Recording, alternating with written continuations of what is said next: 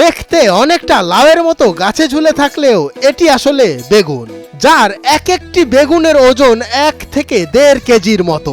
এইটা কিনবো এত এত বেগুন প্রথম হয় এই নীলফামারীর দ্বারা দেখি, বা আমরা এইবার প্রথম দেখলাম। এরকম বেগুন আমি কখনো দেখি নাই। বিরল প্রজাতির এই বেগুনের দেখা মিলল নীলফামারীতে। 11 ধারার মতো হয়েছে, তাতে দেখছি যে আমার 1700 গাছ আছে, 1700 গাছে যদি আমি একটা করে বেগুন ছিঁড়ি তাহলে দেখা যাচ্ছে যে 18-20 মণ বেগুন হবে। তাতে দেখতেছি যে না, এটা হচ্ছে লাভজনক ফসল। এই ফসল যদি আমরা করি অবশ্যই লাভবান হওয়া যাবে। কৃষক যোগেন্দ্রনাথ রায় এক বিরল প্রজাতির বেগুন চাষ করে এলাকায় সাড়া ফেলে দিয়েছেন। রংপুর বিভাগ কৃষি ও গ্রামীণ উন্নয়ন প্রকল্পের অর্থায়নে তিনি তার 25 শতক জমিতে বাড়ি বেগুন 12 নামের এই বিশেষ জাতের বেগুন ফলিয়েছেন।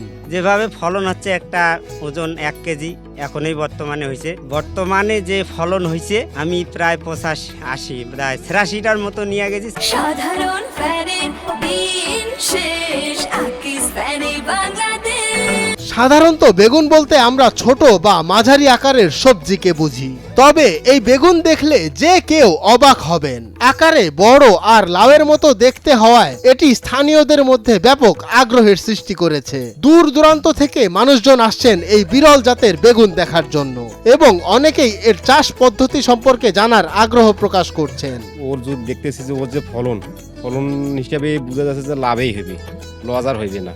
যদি এই ভালো ফলন বা ফসলের লাভজনক হয়, ভবিষ্যৎ পরিকল্পনা নিছি যে আমরাও এই বেগুন চাষ করব।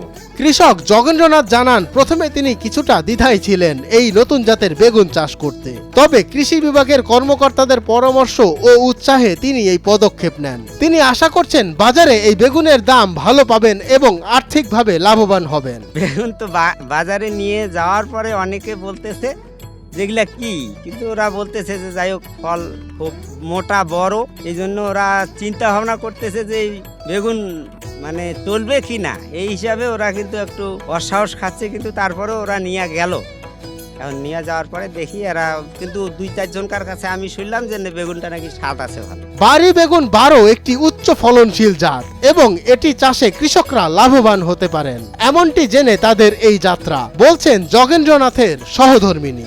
এরকম লাউ বেগুন নামে একটা বেগুন আছে আমাদের অফিসে, তা কেউ যদি আগ্রহী থাকেন তাহলে আমরা দিতে পারি। তখন আমি বললাম যে ভাই, আমরা তো কৃষি চাষ করি, কৃষক মনে করেন যে কৃষি আবাদ করি, তা আমাদেরকে দেন।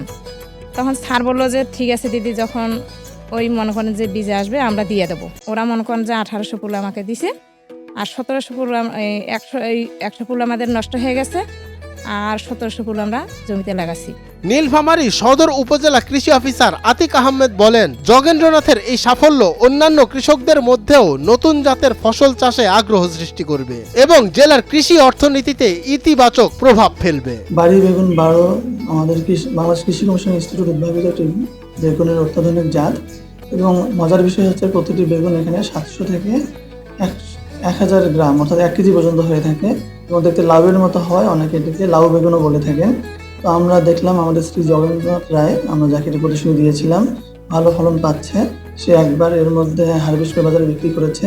এটি 1 বিঘা জমিতে 7 মেট্রিক টন মতো ফলন হতে পারে এবং যেহেতু একটি বেগুনের সাইজ হচ্ছে 700 থেকে 1 কেজি পর্যন্ত এবং বাজারে যেহেতু বেগুনের বর্তমানে ভালো চাহিদা রয়েছে এবং আমরা আশা করছি যে আমাদের এই জাতটি দ্রুত সম্প্রসারিত হবে, কিছু লাভবান হবে। মঞ্জুর এ মাওলা, নয়া দিগন্ত।